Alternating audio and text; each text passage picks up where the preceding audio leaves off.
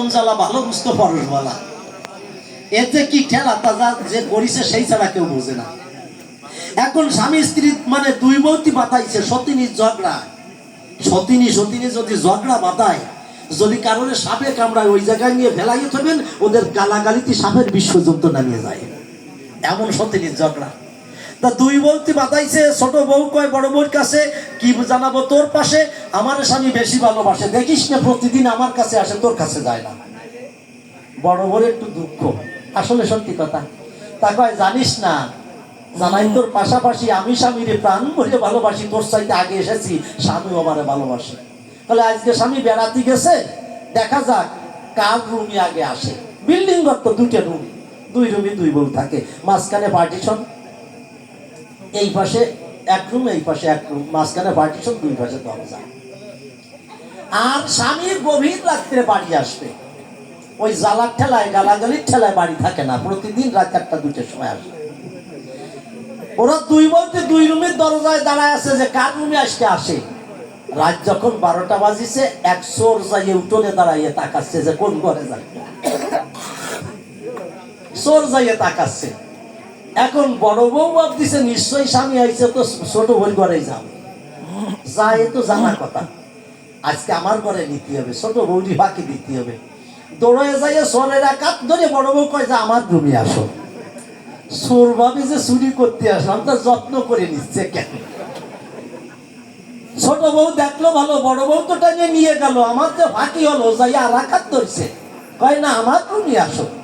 আর দুই বউ টাইনে দুই এর রুমে টানে, আর মাঝখানে এইরকম ওয়ালে বাইতে গেছে, দুই পাশে টান চলতেছে, টানের সাথে একবার এ টানে একবার ও টানে, বর্ষা খাইয়ে ছাইয়ে রক্ত বাড়িয়ে গেছে, চোরের নিঃশ্বাস হয়ে গেছে।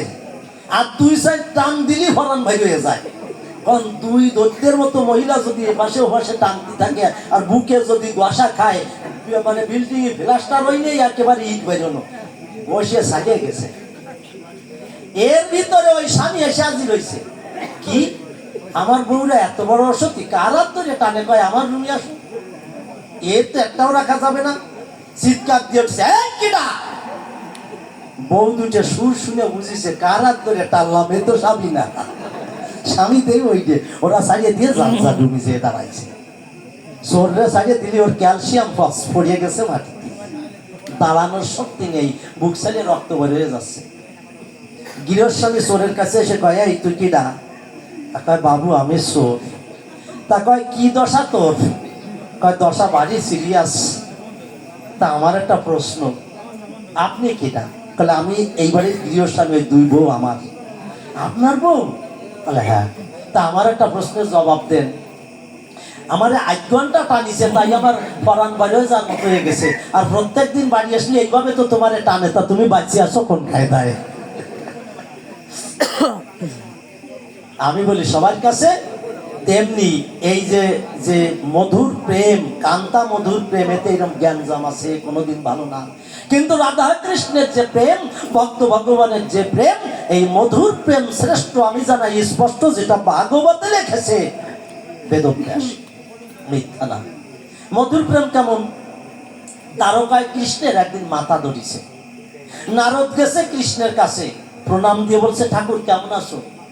কৃষ্ণ বলেছে নারদ কি জানাবো তোরে, তোরা আমার বেদম মাথা ধরা, কি বলবো তোর ঠাই মাথা ধরায়, যাই যাই আমার বাঁচার আশা নাই। নারদ কয় ঠাকুর তোমার মাথা ধরিছে, বলো দেখি আমারে কি দিলে তোমার মাথা ধরা সারে, এর কি কোনো ওষুধ নেই? বলেছে কৃষ্ণ বনমালী, আমি নারদ সুস্থ হব কি আর তোরে কবচ যদি এনে দিতে পারিস একমাত্র খাঁটি ভক্তের পদধূলি, তাহলে আমি সুস্থ হব। নারদ বলে ঠাকুর ভক্তের পায়ের ধুলি দিলে তোমার মাথার ব্যথা যদি যায় চলে, আমি নারদ এই মুহূর্তে সেই ধুলি আনতে যাই। এই নারদ হাঁটিছে পথে, আর চিন্তা করে বুকেতে যে ভগবানের মাথায় ভক্তের ধুলি দেব, তা সাধারণ ভক্তের চরণ ধুলি ভগবানের মাথায় দেব না তুলি, আমি বড় ভক্তের বাড়ি চলে যাব।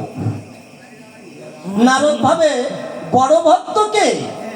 তাহলে বড় ভক্ত হচ্ছে দেবতারা, মানুষ তো আর বড় ভক্ত হতে পারে না, দেবতারা বড় ভক্ত। তাহলে দেবতার মধ্যে প্রধান কে? তাহলে দেবতার প্রধান হচ্ছে ইন্দ্রদেব, দেবতার রাজা। তাহলে আমি ইন্দ্রের বাড়ি যাব। নারদ গেছে ইন্দ্রপুরে, প্রণাম দিয়েছে ইন্দ্রের স্ত্রী ইন্দ্রাণীর পায়ের পরে। ডাক দিয়ে কয়, ইন্দ্রাণী তুমি আমার কথা নেও, দ্বারকায় কৃষ্ণ মনসুরা তার বেদম মাথা ধরা, তাকে যাবে সুস্থ করা, যদি তোমার পায়ের তলি কিঞ্চিত আমার হাতে দাও। ইন্দ্রাণী কয়, নারদের স্থলে আমি হচ্ছে একটা মেয়ে ছেলে, কৃষ্ণের মাথায় ধুলি দিলে আমার পাপ হবে, আমি দিতে পারবো না কখন।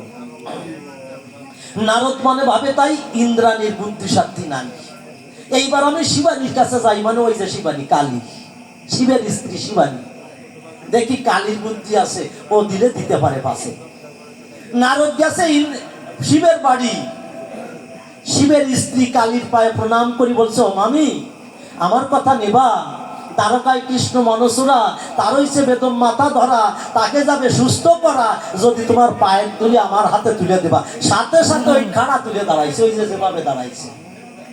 তাই নারদ ওই জায়গাতে থাম, আমি তোরে করি মানা, আমার বাড়ির মধ্যে মোটে আসিস না, কোপ যদি না খাইস আগে বাড়ির থেকে নাম। নারদ কয়, মামি দুলি দিবানা দিবানা বলো, এই কড়া মেজাজ দিচ্ছ কেন? জানো কৃষ্ণ অসুস্থ হয়ে গেছে, তার মাথা ধরেছে, তাই ধুলি নিতে এসেছি তোমার কাছে। মামি ধুলি দেবে না?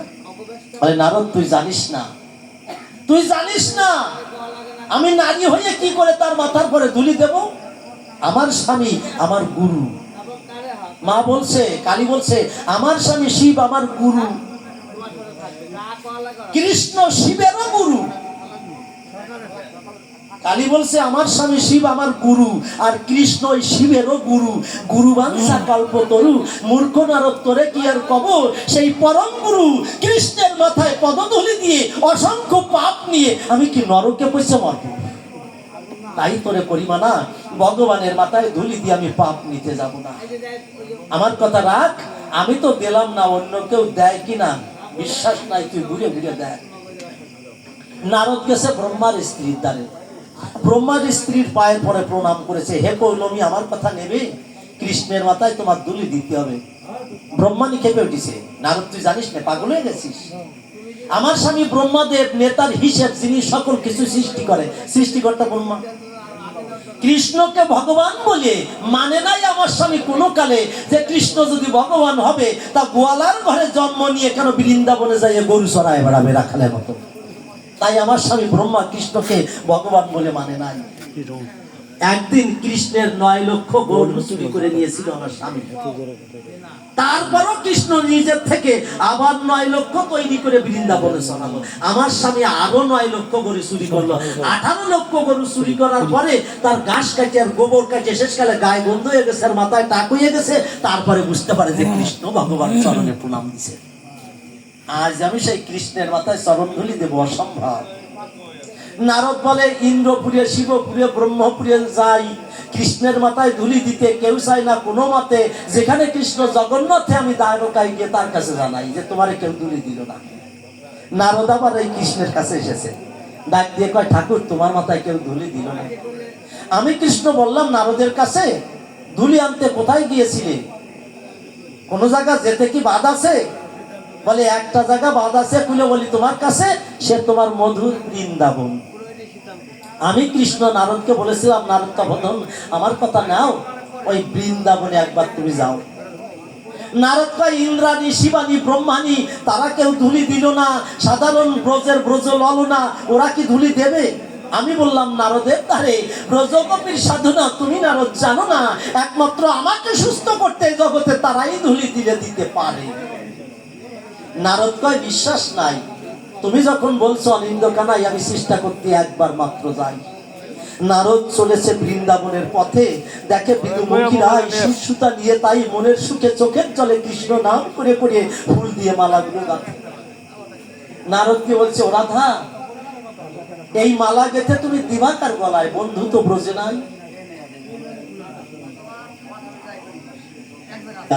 আর চোখের জলে কৃষ্ণ নাম করেছে। নারদ বলছে, রাধা এই মালা দিবাকার গলায়, বন্ধু তো ব্রজে নাই। রাধা বলছে, নারদ রে তুই কোন পথ দিয়ে এলি, বলতে পারিস কেমন আছে আমার বন্ধু কৃষ্ণ বনমালী? নারদ বলে, কাম সারা তার হইছে মাথা ধরা, একটু বাদেই হয়তো যাবে মারা। রাধা কেঁপে উঠিছে, কি কৃষ্ণের মাথা ধরিছে? বলে হ্যাঁ। রাধা বলে নারদের কাছে, পাগলামি করিস না, সূর্য পূবাকাশে উদিত না হয়ে পশ্চিম দিগন্ত থেকে উদিত হতে পারে, পদ্ম ফুল পুকুরে না ফুটে পাথরের পরে ফুটতে পারে অকপটে। আমি বিশ্বাস করি, কিন্তু কৃষ্ণের মাথা ধরেছে এটা বিশ্বাস করি না। কারণ যার নাম করলে যায় জরা মরা, তার কি সাথে মাথা ধরা? বল দেখি তুই আমারে। যে কৃষ্ণ নাম নিলে মানুষের মাথা ধরা সারে, আর সেই কৃষ্ণের মাথা ধরে, এই কি বিশ্বাস করা যায়? সূর্য পূবে না উঠে পশ্চিমে উঠতে পারে, আমি এটা বিশ্বাস করি। পদ্ম ফুল পুকুরের জলে না ফুটে পাথরের পরে ফুটতে পারে, এটাও বিশ্বাস করি। কিন্তু কৃষ্ণের মাথা ধরতে পারে বিশ্বাস করি না। কত বড় ভক্ত বোঝেন? নারদ কয়, রাই রূপসী, নিজের চোখে যা দেখলাম তাই বললাম আসি, মানো আর না মানো আমার কথা শোনো, তোমার সদিচ্ছা। রাধা বলে, নারদের তারে কৃষ্ণের যদি মাথা ধরে, বল দেখি তুই আমারে কি দিলে সেই মাথা ধরা সারে? নারদ রাধাকে জানালো, বলি সেই কৃষ্ণ সুস্থ হবে, দিতে হবে তোমার পায়ের ধুলি, তুমি কি পদধূলি দিবা? রাধা কয়, কেন দেব না? অসুস্থ হয়েছে আমার কৃষ্ণ মাধব, যত ধুলি লাগে জানাই নারদ, তোর পুরো ভাগে আমার দুইখান পা হতে সব ধুলি দেব। নারদ কয়, কি তোমার পাপ পুণ্যের ভয় নেই? জানো আমি ধুলি আনতে ইন্দ্রপুরে, শিবপুরে, ব্রহ্মপুরে যাই, কৃষ্ণের মাথায় ধুলি দিতে কেউ চায় না, কোনো মতে পাপের ভয়েতে কেউ ধুলি দেয় নাই। তোমার পাপের ভয় নাই? রাধা কয়, মূর্খ, করিস না বাজে তর্ক, জানাই তোরে স্পষ্ট, আমার কাছে আগে এলে আমি ধুলি দিতাম, সুস্থ হবে কৃষ্ণ মিলে দলে। তুই আমার কাছে না এসে ওই সমস্ত বাড়ি ঘুরিয়ে আমার প্রাণ বন্ধুর প্রাণে কেন দিলি কষ্ট? আগে এলেই তো ধুলি দিতাম। পাপ পুণ্যের ভয় নেই? পাগল। প্রথম যেদিন যমুনা পুলিনে দেখেছিলাম তারে দুই নয়নে, জীবন যৌবন মন প্রাণ সব করেছি তারে দান, সবকিছু নিয়ে গেছে আমার বন্ধু কমল আখি।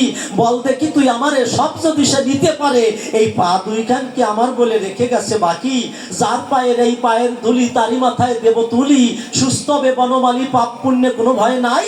বন্ধু যদি থাকে সুখে, আমি যদি যাই নরকে, সুখী হব বন্ধুর সুখে, আমি এটুকু ভিক্ষা চাই। পাপ পুণ্যের ভয় পর্যন্ত করে না, তাহলে কেমন ভক্ত পায়ের ধুলি দিতে চাচ্ছে?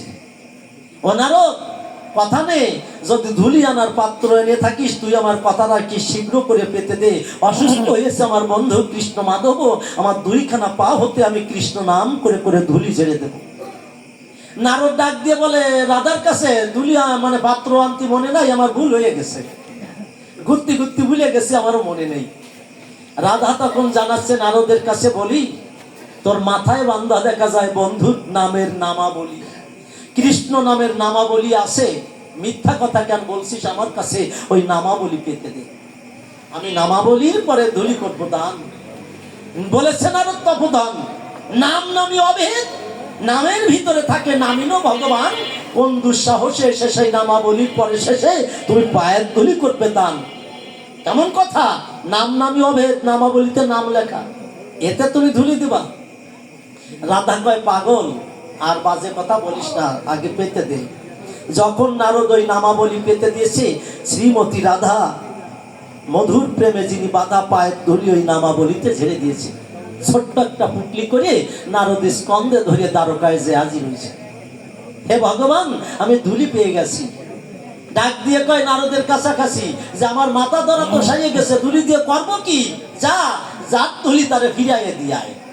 নারদ ওই জায়গাতে ধুলি নিয়ে আবার বৃন্দাবনে আটিছে। যাই হোক, রাধা তুমি তো কৃষ্ণ প্রেমে বাধা, কিন্তু কৃষ্ণের মাথা ধরা সারিয়ে গেছে, তোমার ধুলি লাগে নাই, তোমার ধুলি ফিরিয়ে নাও। নারদ কয়, এই জন্যই তোর, রাধা কয়, এই জন্যই তোরে আমি পাগল কই। কেন পাগল জানিস? কেউ যদি কাউকে কিছু দান করে, দানের জিনিস যদি ফিরাইয়ে নেয়, মুনি শিখয় না তারে। এই যে বাবু 100 টাকা দিছে আমারে, উনি কি রাস্তায় দাঁড়ায় থাকবে নাকি? এই সময় দিলাম, ফিরে দিয়ে যা। দানের জিনিস যদি ফিরাইয়ে নেবে, সেইটা মনুষ্য নয় বলতে বাদে লেখা, তার ভিতরে কামনা প্রচন্ড, লোভ লালসা প্রচন্ড, সে মানুষ নামের ওইটি পাওয়া যায় না। এই জন্য দান করিয়া তা ফিরিয়ে নিতে হয় না, আর কেউ নেয়ও না। রাধা কয়, যা করেছি দান তোরে বলি বর্তমান, ও তো আর ফিরিয়ে নেওয়া যায় না, যা যারে দান করেছি তারে দিয়ে। ওই জায়গাতে কাঁধে করে আবার দ্বারকায় গেছে, নারদের আটা আটি বেঁধে গেছে। কয় ঠাকুর তোমার দুলি রাধা নিল না, তার তো সে দুলি দান করিস আর নেবে না। কয় নারদ, জীবন ভরে কৃষ্ণ নাম করে বিনা বাজাইয়ে কৃষ্ণ নামের গান গেয়েছিস, কিন্তু ভক্ত হতে পারিস নাই। একমাত্র ভক্ত বিদুমুখী রাই। আমি বলেছিলাম ভক্তের পায়ের ধুলি দিলে আমি কৃষ্ণ নীল দলে আমার মাথা ধরা সেরে যাবে, তোর কাছে পরিব্যক্ত। নারদ, তুই তো আমার একজন ভক্ত, তুই তো দিতে পারিসনি। রাধা আমাকে ধুলি করেছে দান, এই জন্য বলি বর্তমান রাধার মতো কোনো ভক্ত আমার নাই। সে ভক্ত, আমি তার ভগবান। নারদ, কথা নেই, আজ রাধার পায়ের তুলি কিছু জিউ ভাই দিয়ে তুলি, বাকিটুক মস্তকে দিয়ে কৃষ্ণ নাম গাইয়ে চোখের জলে ভাসাইয়া কৃষ্ণকে ডাক দে। যখন রাধার চরণের তুলি জিউ ভাই নিয়েছে তুলি, যখন মাথায় দিয়ে কৃষ্ণ নামের স্মরণ করেছিল ভাই, রাধা কৃষ্ণ যুগলে এসে নারদের সামনে শেষে যখন দাঁড়ালো, রাধা কৃষ্ণ প্রেমানন্দে ভক্তবৃন্দ একবার হরি হরি বলো।